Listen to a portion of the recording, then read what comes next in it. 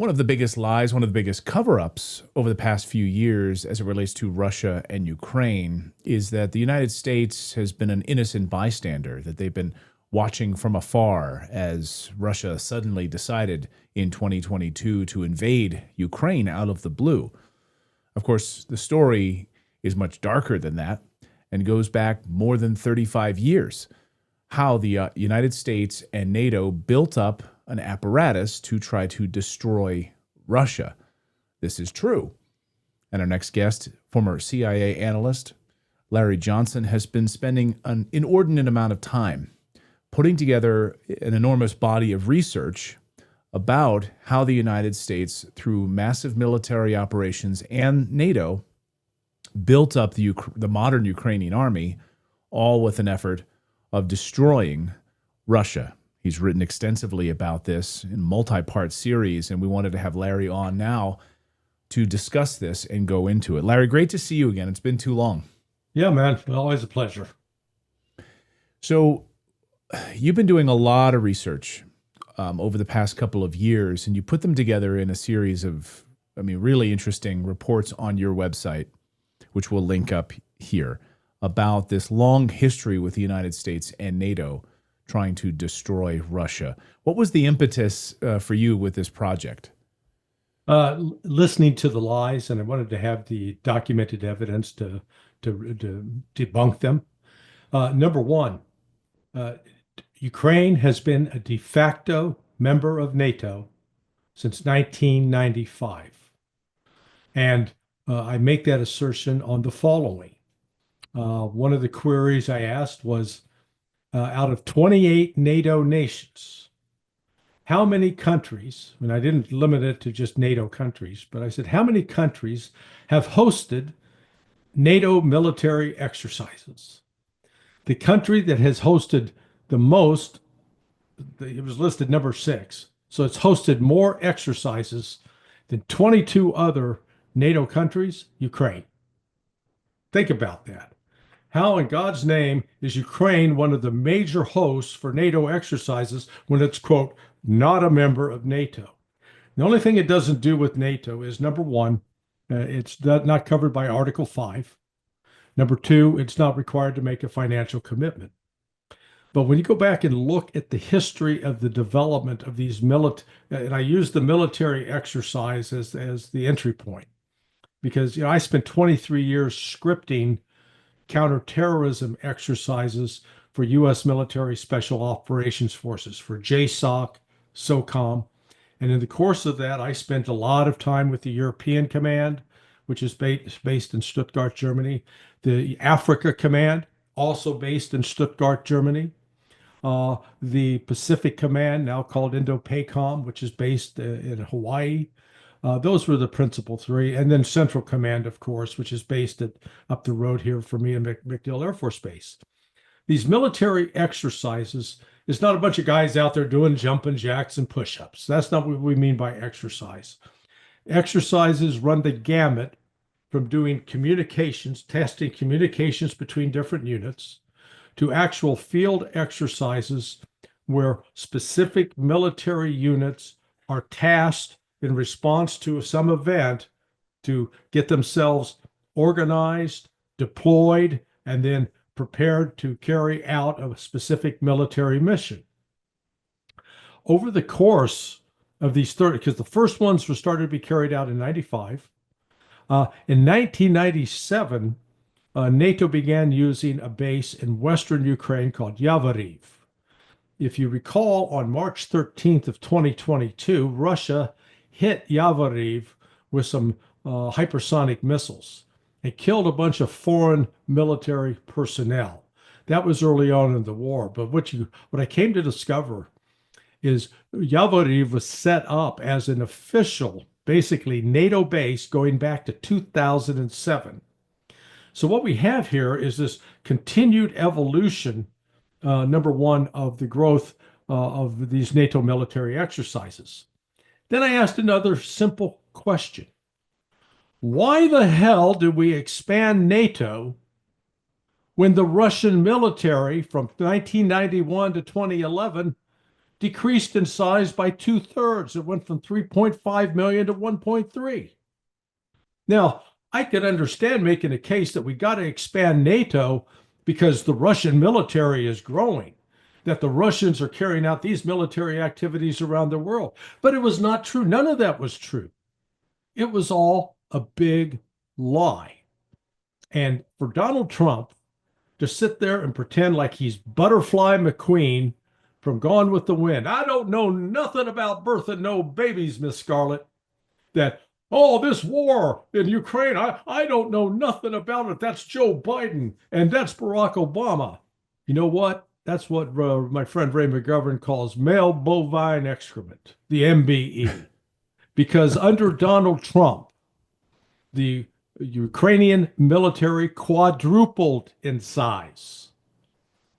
Didn't quadruple under Barack, didn't quadruple under Biden, quadrupled under Donald Trump.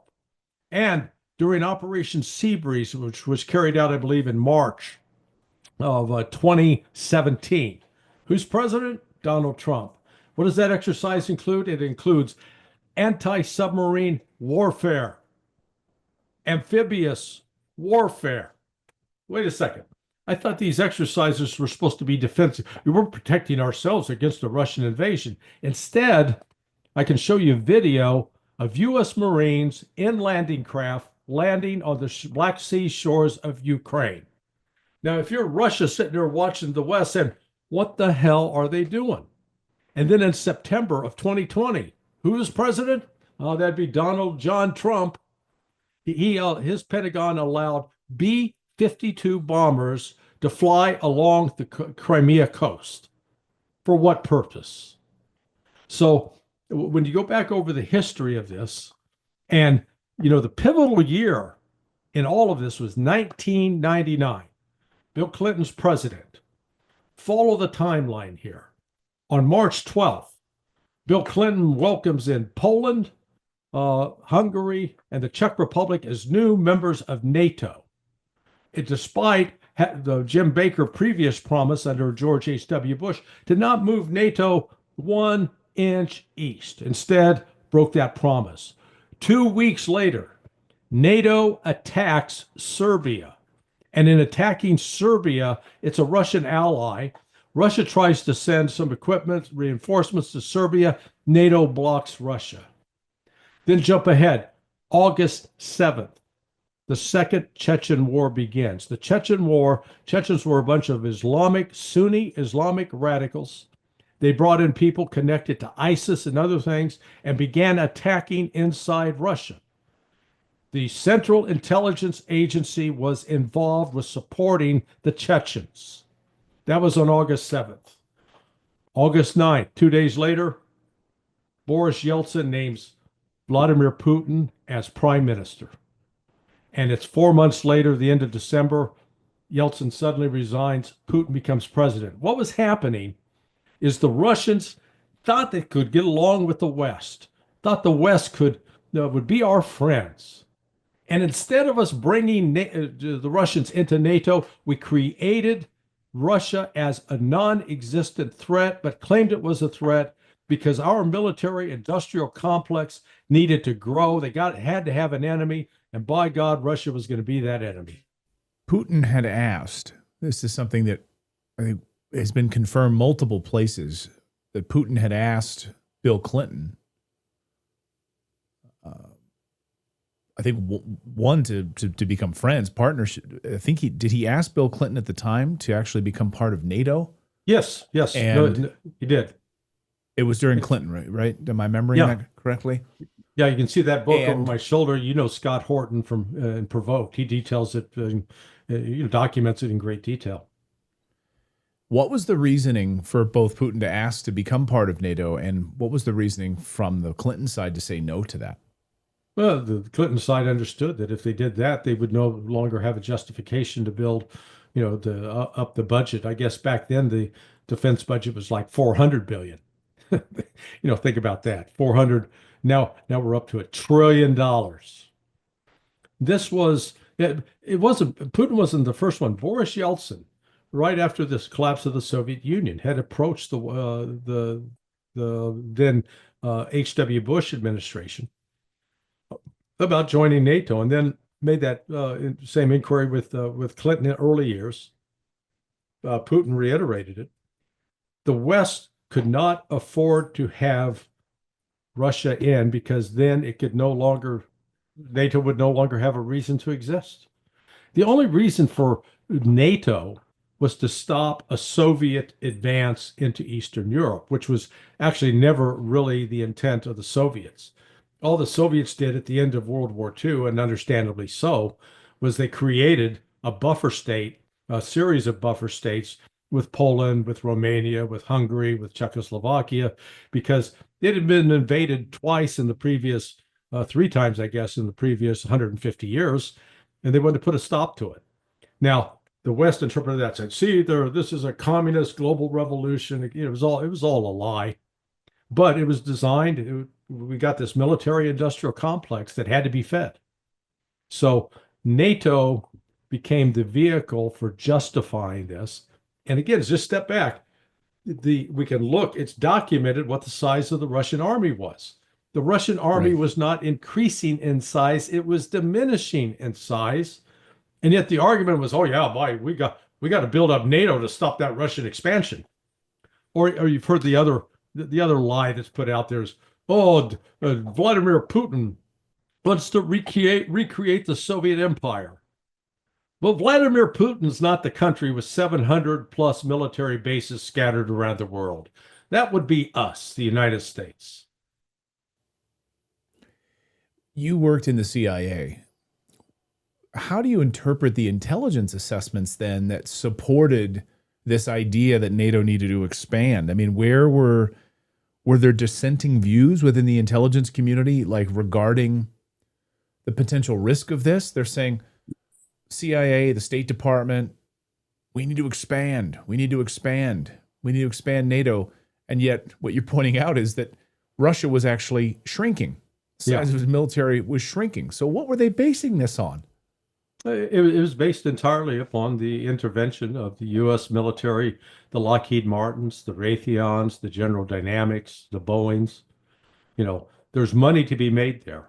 And money's not going to be made if you're not, number one, if you're not having to sell these new weapon systems to these new NATO partners. That was part of the scam. You bring these people in, and then they gotta, hey, so we can have interoperability, you gotta buy our stuff. If there were dissenting voices at the CIA, they didn't last long.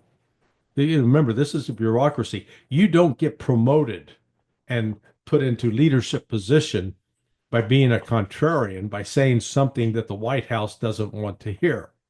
And the White House didn't want to hear this. It was, Clayton, there were public voices like George Kennan, who had been sort of the father of the Cold War in some aspects, coming out and saying, this is crazy.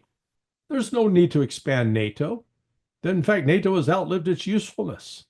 Don't do this. Bill Burns, the recent CIA director under Biden, who had been a U.S. ambassador in Moscow, wrote that famous cable in 2008 that said, with respect to expanding NATO into Ukraine and Georgia, it's a red line for the Russians. They'll fight it. Niet means niet. What's interesting is you go back and look at that period from December of 2007, when Vladimir Putin spoke at the Munich Security Conference. Just remember, we just had a Munich Security Conference a couple of months back where J.D. Vance spoke. And oh boy, it created a real uproar because basically he told the Europeans they were acting like a bunch of authoritarian thugs and to stop it. Well, it was at that kind of setting that Vladimir Putin spoke and warned against the expansion of NATO. And then in March of 2008, you had the NATO conference, and he again appeared at that NATO conference, and Putin made very direct threats even that if you guys persist in doing this, we're going to have to take counteractions. And then it was in August of 2008, at the instigation of the West, that you had these two territories inside Georgia erupt and attack Russian positions, and the Russians responded, shut it down within 2 weeks. But that then all evolved until we get to 2014, the Maidan. And we just learned in the last week from a documentary being prepared about Putin's 25 years in leadership that Russia wanted to respond militarily to that coup, to what happened in Maidan in 2014. But he said we were economically and militarily unprepared to do it. And so they spent the next 8 years getting ready. And it was, again, this was provoked. At no point, all Donald Trump had to do was tell the Pentagon during his time, hey, we're going to cut back on these military exercises on the borders of Russia.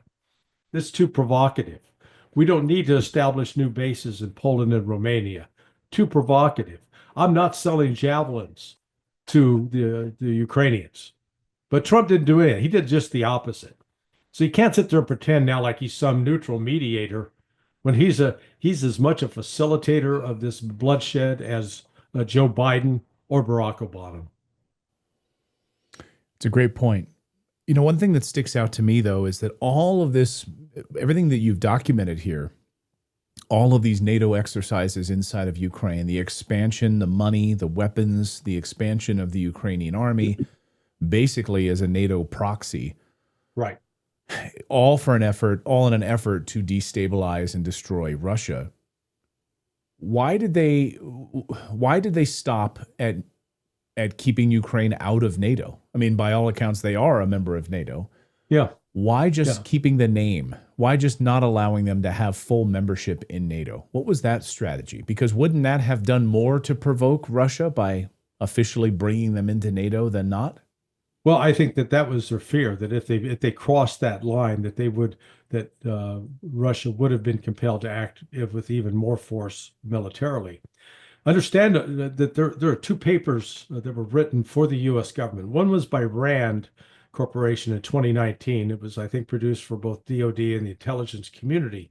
And it talked about how they needed to take efforts to basically weaken Russia. What could we do to weaken Russia? And all of this with an eye towards what to do about China. Now, see, this is not just about Russia. This is about China and about the United States maintaining what the U.S. perceives as its control of the world. Then in October of 2020, a paper was written by one Aaron Wes Mitchell. And Mitchell, who had been a senior foreign diplomat in Trump's State Department, wrote this paper that basically laid out the strategy that what we need to do is use Ukraine as a wedge, attack Russia, defeat Russia, and in Russia's defeat, Russia will be compelled to come to the West, and then we can use Russia against China. That was the strategy. It's laid out in the paper. People can go read it. It's in the national interest, published national interest in August of 2021, but it was submitted to the Pentagon's Office of Net Assessments about 11 months earlier. So this was an actual plan within the U.S. government, a strategic vision that we're going to start a war with Russia, use Ukraine to defeat Russia, and then use the Russians against the Chinese. This stuff it's sick. It's diabolical. It's something, you think I'm making this up. Not my word. Right. Just go read it. It's in black and white. And A. Wes Mitchell can then come and argue why he didn't mean it. But it is what it is. There's been quite a few assessments of where Russia goes from here as it relates to Scandinavia. Now, countries like Finland and Sweden now into NATO, of course. I think, a huge mistake expanding right up to Putin's doorstep. How do you foresee this affecting NATO and Russia going forward? And I've said, and I don't know if I'm wrong about this, but the Arctic Circle, the supply routes, the shipping routes through the Arctic Circle will be maybe the battleground of the future. And having NATO now sitting there surrounding Russia to the north through these incredibly important shipping lanes. Sure. The United States is woefully underprepared for that. I think, we've covered on the show how we had like one ice cutting ship under the first administration with President Trump. I I think Rex Tillerson talked about that. We had like one Coast Guard ice cutting ship. That's it. So by all accounts, Russia is really staking its claim right now in the Arctic. Do you believe Scandinavia, the Arctic, is maybe the battleground of the future? Uh, it- I'll say no for this reason, because Russia has such a decided advantage. The West can't catch up. Russia's got 40 icebreakers. Okay, the United States only has one, maybe two, and it takes the U.S. usually 3 to 4 years to build one. Russia Wow. keeps producing them at a rate. Russia's already coordinating with China on securing those routes. That's one of the reasons Trump, wants to try to get Greenland. But again, getting it without, we don't have the military infrastructure to back it up. The biggest threat with respect to Sweden, Finland, Norway, Denmark, is whether or not whether they're going to try to shut down Russia's access to the Atlantic, the North Atlantic, from the Baltic Sea. If they do that, then Russia will fight, and Russia will destroy those NATO navies. The problem NATO has is, despite all the hype that NATO is as united as it's ever been, or stronger than it's ever been, it's just the opposite. NATO is now weaker than at any time in its history. Its militaries, it has no depth of supply with respect to weapons, tanks, armored personnel carriers, combat aircraft. Russia has basically shown that it could exhaust the ability of the West to resupply troops in the course of this. Then you had the internal divisions with Hungary and the Czech Republic and Slovakia no longer fully on board.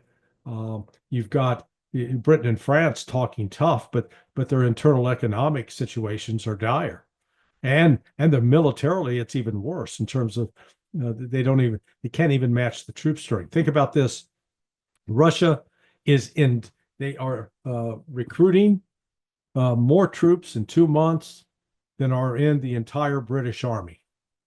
Okay, so Britain can't even match that, and nor the French, nor the Germans. So they're trying to provoke a confrontation with Russia. And what's really sort of sad and sick about all of this is we're on the eve of the celebration of the 80th anniversary of the victory over the Nazis. And we've had to endure just incredibly stupid comments by Donald Trump that, oh, the United States won that war. Sorry, the United States in the European theater, in terms of combat losses, we lost a grand total of 189,000 killed in action in the entirety of the war. That's North Africa and the European theater. The Russians lost over 800,000 combat fatalities in just the Battle of Stalingrad alone.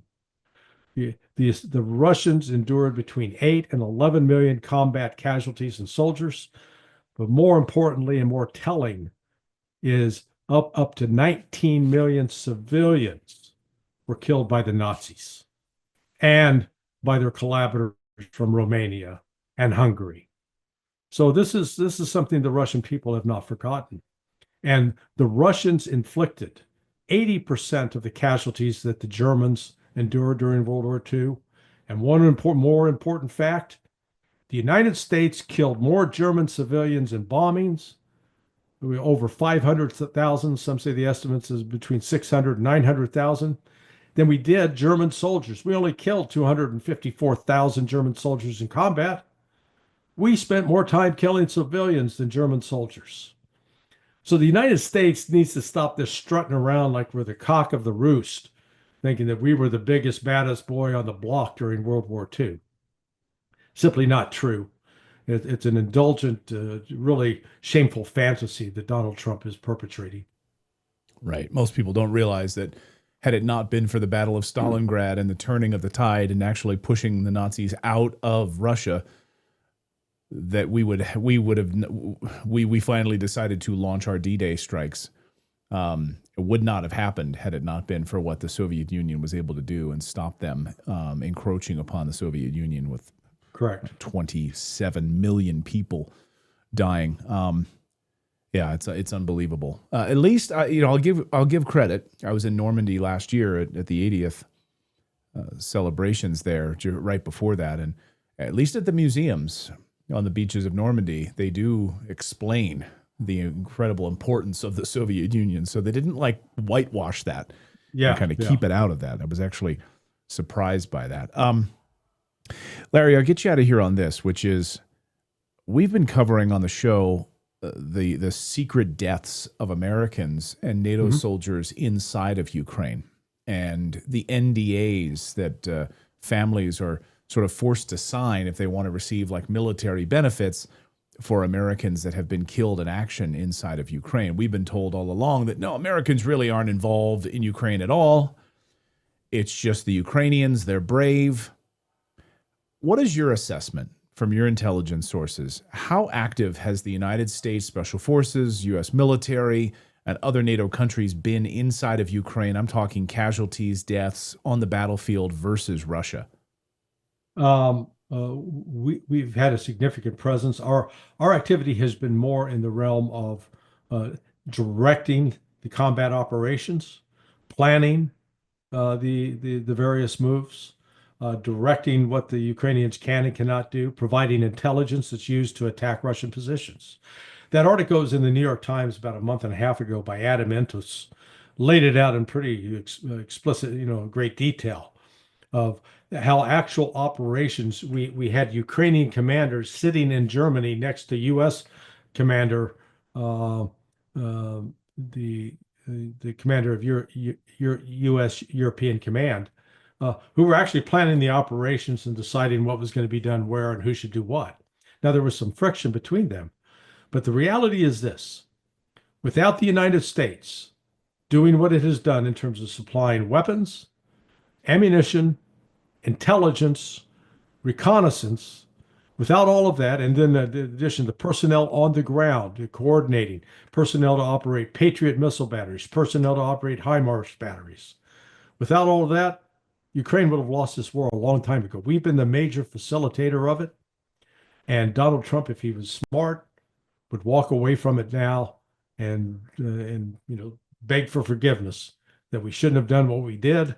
And let's get on with restoring relations with Russia. But I think his ego is too big to do that. Yeah, he said he wants to be the president known for peace. Well, here's your opportunity. Say we made some huge mistakes. Here's what we're going to do. Come to the table and present a peace plan here. Larry, great to see you. I would encourage our audience to go over, we'll link it up down below. Go over to Sonar21, SONAR21.com. That's Larry's website. And go through his incredible articles here and these pieces about NATO and the U.S. expansion into Russia. You've done some great work on this, and hopefully this becomes part of the proper historical record. Larry, great to see you. Yeah. Thanks so much, Clayton. Good to see you.